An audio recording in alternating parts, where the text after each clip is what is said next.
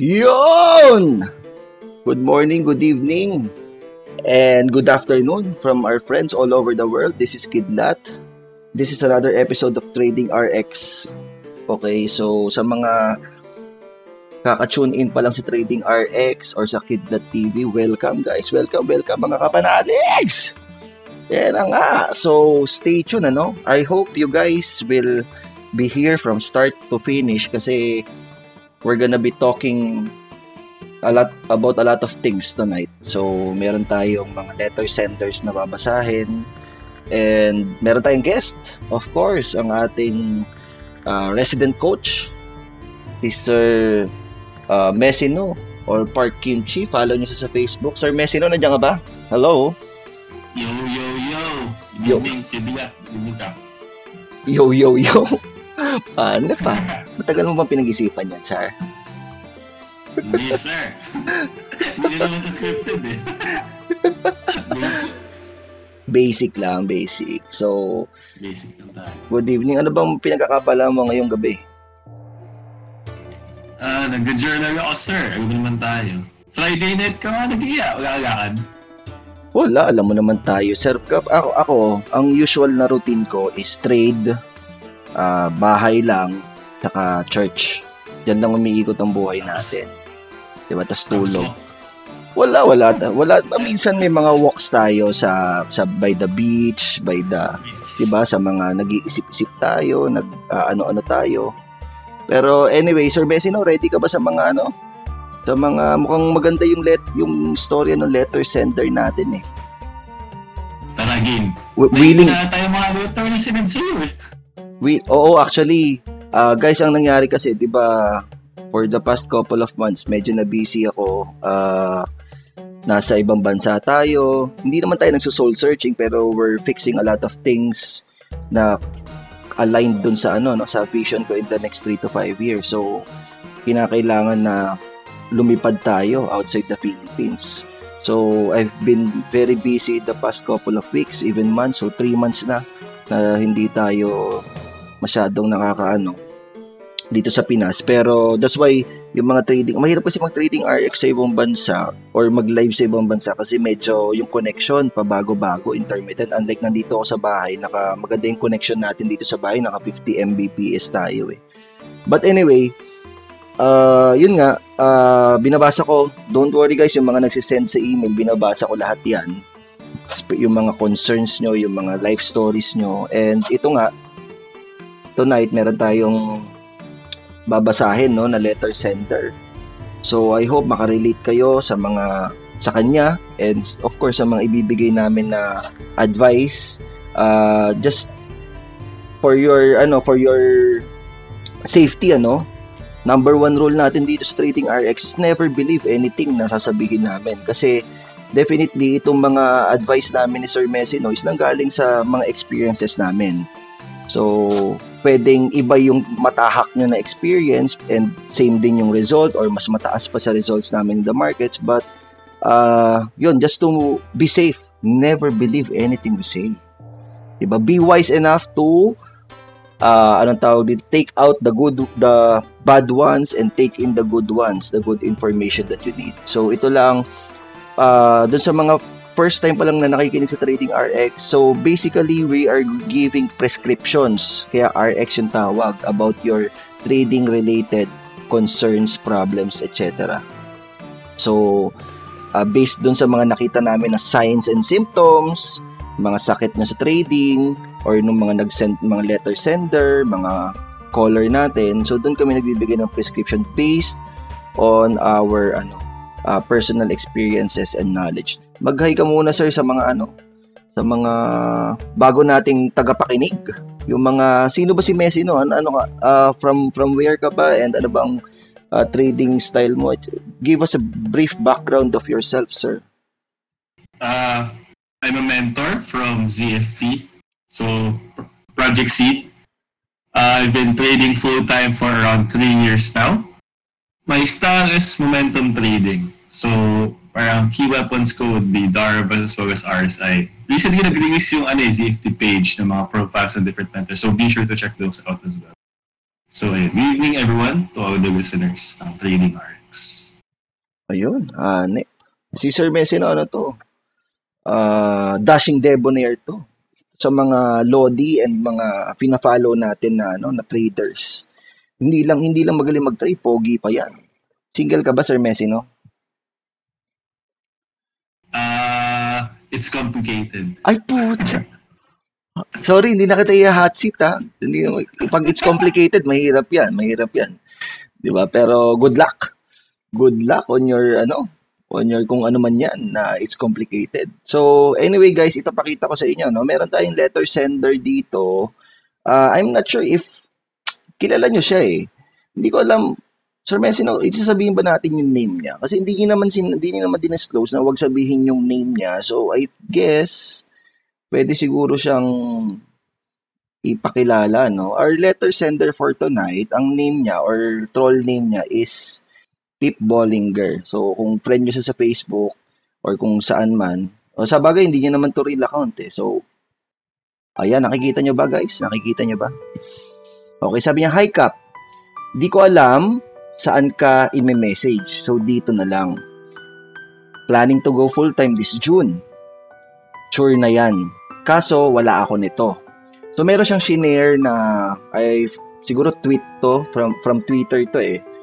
Sabi, from a trader din, ito basahin na lang natin, "But if you are seriously thinking of going in full-time, I strongly suggest you do not go for it till you meet all the following criteria. Number 1, kailangan daw maging profitable for 4 to 5 years. Okay, so I think siguro consistently profitable, no, for 4 to 5 years. Number 2, experienced a bear market. So nagkaroon na ng cycle, meron ng bull market, meron ng bear market. Siguro mga mini bear markets and bull markets yung pwede kasi in 4 to 5 years span, wala talaga dyan yung pwedeng hindi mo maano dyan yung market crash eh. Market crash, the last market crash was 2008. So kung 4 to 5 years ka, baka hindi mo pa na-experience ulit yung susunod na market. Pwede nag-start ka ng 2009, 2011 like me. So ako 2010 ako nag-start. Number 3, 2 years of expenses in your bank account. So, I guess, dito sa number 3, he's talking about emergency fund na even if nag-full-time ka, let's say wala kang ginawa, status ko lang, hindi ka nag-trade or walang income na pumapasok, merong mako-cover nung bank account mo or nung fund na yon yung expenses mo in the next 2 years. So, you have to compute for your monthly expenses siguro and then i-total mo siya. So, magkano ba yon? Then number 4, your average yearly profit value, ang pinag-uusapan dito, should be at least 3 times your yearly expenses. So, medyo malaki, ano? Parang sinasabi na at least, tama ba Sir Messino, na kailangan yung profit mo, 30% lang doon. Yung yearly, average annual profit mo, kailangan 30% lang doon yung kinakuha mo for the expenses. So, ganun ko siya naintindihan. Yes, correct. Tama. So, meron siyang binigay itong trader na to, si Lone Stock Trader, yung senior nito ni Pip Bollinger, is meron binigay na 4 na fundamental, anong tawag dito, things na kailangan mong, parang checklist siya na kailangan mong ma-check bago ka daw mag full-time. So, tuloy tayo dun sa next na ano. So, sabi niya, tapos yun, balik tayo kay Pip Bollinger. Sabi niya, tapos, yun din advice ng ibang traders na dapat may 2-year emergency fund, blah blah. Wala ako. Natawa malaki yung hahay. Tapos na-remember ko, sinabi mo sa isang FB live mo na wala ka din. So, leap of faith yung nangyari sa'yo. Yes, this is correct. Ganun din po sa akin. Iyoko na sa job ko, sa profession ko. May hangin. And the only way na alam ko to sustain me is through trading. So, ang haba na. Ang sa akin lang, Kap, favor, share mo naman sa akin yung story mo nung nagpo-full-time ka.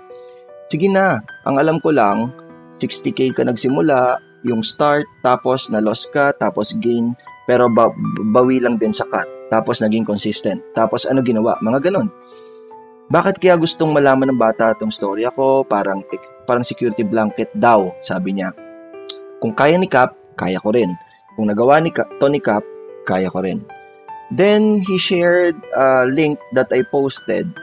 Parang post ko to sa Facebook about tripling down on trading. So, sabi niya nagawa niya na daw yun. Bago ko palang i-post, ipapakita ko sa inyo on my next, kung ano yung pinost ko na yun. Sabi niya, ikaw, minessage ko ka, kasi parang relate ako sa trading journey mo. Please, Kap, I will wait for your reply. Actually, this letter was sent, I think, last March to. Last March, sinentong na to. So, medyo matagal-tagal tayo naka-reply. Pero at least, nagre-reply. Teka lang, nasa na yung shinare ko? Nasa na ba yung shinare ko? Ayan, ito. So, nakikita ba guys? So, ito yung shinare ko. Your focus determines your reality. Idol natin yan si Qui-Gon Jinn, isang master Jedi. Pero sabi ko dito, you're planning to resign soon to be a full-time trader in the years to come, but you put 80% of your time and energy in your career, and only 20% in mastering your craft in trading. So, there's a mismatch. This formula will make you a good employee, not a great trader. My suggestion is for you to shift your focus, put only acceptable amounts of pabibo moves in your current work, something that won't get you fired, just to put food on the table and buy basic necessities during the transition stage. Don't work like you're expecting a promotion or a big raise. Then, triple down on trading. So, nabasa niya to, kaya siguro siya nakapag-send, and sinabi ni Pip Bollinger ng letter sender natin na ginagawa niya na nga daw ito. So, if you have a job or a full-time employee, part-time trader, hit the thumbs up button, no? So, mag-hi kayo, mag-check kayo para makita namin kung sino-sino yung mga nakikinig na, anong tawag dito, mga employees dyan, mga lodi natin na So, basically, anong gagawin natin dito, Sir Messi, no? How do you want to proceed? Gusto mo kwento mo muna yung how you went to full-time? Kasi previously nakwento ko na. And then, let's break down or give advice, siguro. Well, narinig na to ng lahat during my impact seminar or workshop, dinidiscuss ko palagi ito sa introduction when I introduce myself sa early morning ng day 1. Paano ba ako nag full-time? So, I was a corporate employee back then, katulad nung marami sa atin. Nasa sales ako. So, in a big company, malaki yung aspirations ko. Back then, ang gusto ko is mag-climb ng corporate ladder, maging executive. Hindi ko alam kung mababa lang yung pangarap ko, pero yung pangarap ko na yun during that time, for me, mataas na eh. Ang gusto ko lang is, maging executive, maging vice president or president ng isang malaking company. So, dati sabi ko, kahit anong company yan. Sabi ko, San Miguel. Diba? And then, nagtrabaho ako sa isang foreign company as sales, and then I worked there for 5 years, and then along the way nakapagbasa ako ng mga libro, and one of the books, actually ganito muna yon. Yung isa kong friend, ito talaga yung parang naging trigger ko. Yung isa kong friend, habang mga trainee pa lang kami noon. So di ba pagka mag-start ka pa lang sa work, may training period yan. I think 1.5 months yung naging training namin. Tapos, everyday, magkasabay kami sa MRT, nakasakay kami doon, tapos kwentuhan, siya bumababa siya. Sa may Magallanes yun eh, yung start namin, siya bumababa siya sa may Shaw Boulevard or Ortigas yata. Ako sa North Ave ako eh, yung stop ko. And then, anyway, wala pa masyadong tao sa MRT noon, maluwag pa yung MRT. Pero, palagi kami nagkikwentuhan. So, he mentioned na parang nagtitrade siya ng stocks nung college siya, yung brother niya nagtitrade din ng stock, day trader, I think, sa US and sa Philippines, nagtitrade din. So, sabi ko, ano ba yung stock market? For me, stock trading or investing is para lang sa mga mayaman. Inisip ko dati, kailangan millions yung pera mo bago ka makapag-trade. So, the usual na ano. And then, sinabi niya sa akin na yung kuya niya, yung brother niya, is nag-earn ng malaki while day trading. Parang ang nabanggit sa akin na amount was 64,000. Very vivid sa memory ko yun. 64,000. Sabi niya, may in one day, 64,000 yung kinikita nitong mga day traders. Sabi ko, wow, 64,000. Guys, during that time, ang sweldo namin noon was 10,000 pesos. 10,000 pesos. So, ayun yung probationary salary or allowance nga lang yung 10,000 pesos per month. So, parang 64,000. Fresh grad to Parang wow, sobrang laki nito. So, in one day. Tapos sabi ko, I need to learn this. Tapos sabi niya, sabi ko, may mga reading materials ka ba dyan na pwede mong i-share sa akin? Tapos he mentioned Rich Dad Poor Dad, si Robert Kiyosaki. And then after that, I read all the books of Robert Kiyosaki, yung Rich Dad Poor Dad, yung Cash Flow, etc. Lahat. Audiobooks, yung pinapakinggan ko rin. So, everyday yon of my life. And then, doon na nagbago yung mindset ko. It was a milestone for me. Big leap in my the way I look at money, the way I look at investing, etc. So sabi ko, hindi pala ako pwede maging employee habang buhay kasi I will never own the company or the corporate na pinagtatrabahuhan ko. Kasi syempre, mayroong may-ari nun na iba Especially San Miguel, di ba? So pwede ka lang, hanggang doon ka lang. Pwede ka lang maging president or vice president, which is medyo mas mahirap pa.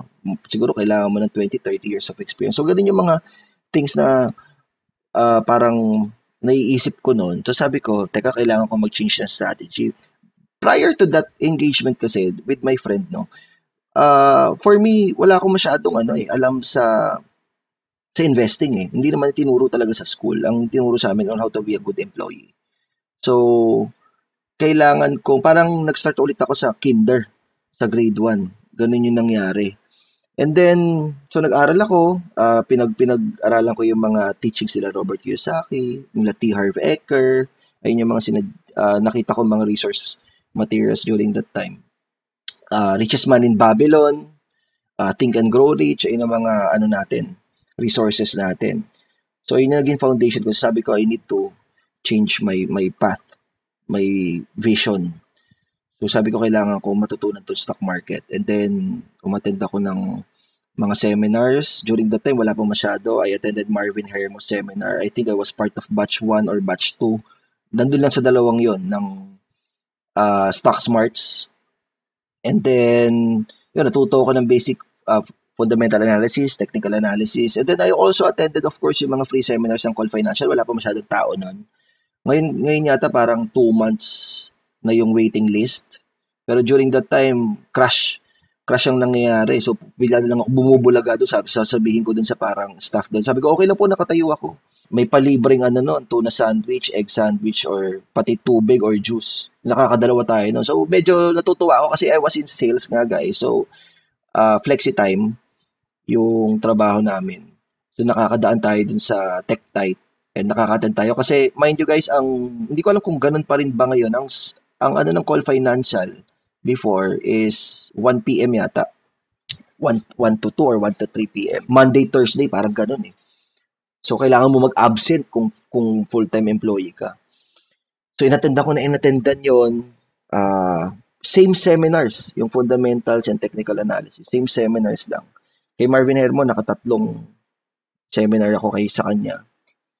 And yun, natuto naman ako, and then I read some books and articles about technical analysis kasi medyo nakita ko na nandun yung puso ko about sa charts kasi meron ng market efficiency. So, I believe in market efficiency. When we talk about market efficiency, ibig sabihin nito, all of the players, sentiment ng players in the market are already in the chart, in the price chart. So, magkakasama na sa chart yung sentiments ng fundamental analysts, technical analysts, speculators, yung mga naniniwala lang sa chismis, etc. Nandun na sa chart yun. So, sabi ko, mas madali ito. This is easy for me. And bakit ko hindi kinuha yung FA? Well, nung tinitignan ko kasi yung fundamental analysis, okay naman siya, pero medyo matagal lang yung analysis. If you want to be a good fundamental analyst, medyo matagal yung analysis. Marami ka babasahing financial statements, income statements, etc., mga annual reports, blah, blah, blah, to come up with a decision. Tapos minsan, ang dami mo nang na-research, tapos ang pangit pala nung company. So, unlike sa charts, diba sa charting, 1 second, 2 second, alam mo na kung maganda agad or hindi. So, mas pinili ko yun. And, accountancy kasi ako before. So, ayun yung hate na hate ko, financial statements, income statements, mga worksheets, debit, credit, kupit. Nasa sales ako, I started with, of course, 5K. Ayun yung pang-open ng account. Then nagdadaglag lang ako from time to time. Kasi sales ako, so yung incentives ko, yung commissions namin is pagka meron, quarterly, semestral, or annual, nagdadagdag ako. Pero I think hindi masyadong malaki eh. If I'm not mistaken, siguro mga less than 100k lang din yung naging first account ko sa call. And then na-wipe out yon after ko, kasi para kumita yun eh. Kumita yung 100k na yun, malaki. During the mining boom, 2011, 2012 mining boom yan. So, trade tayo ng ore, ng Diz Copper. So, parang buy and hold lang. Feeling genius ako nun. Then, syempre, feeling genius, tingin mo parang, anong tawag dito, yung next trade idea mo is okay ulit, doon na ako na-wipe. So, after that, nag-seek tayo ng more knowledge through forums. And doon ko nakita si Boss Z.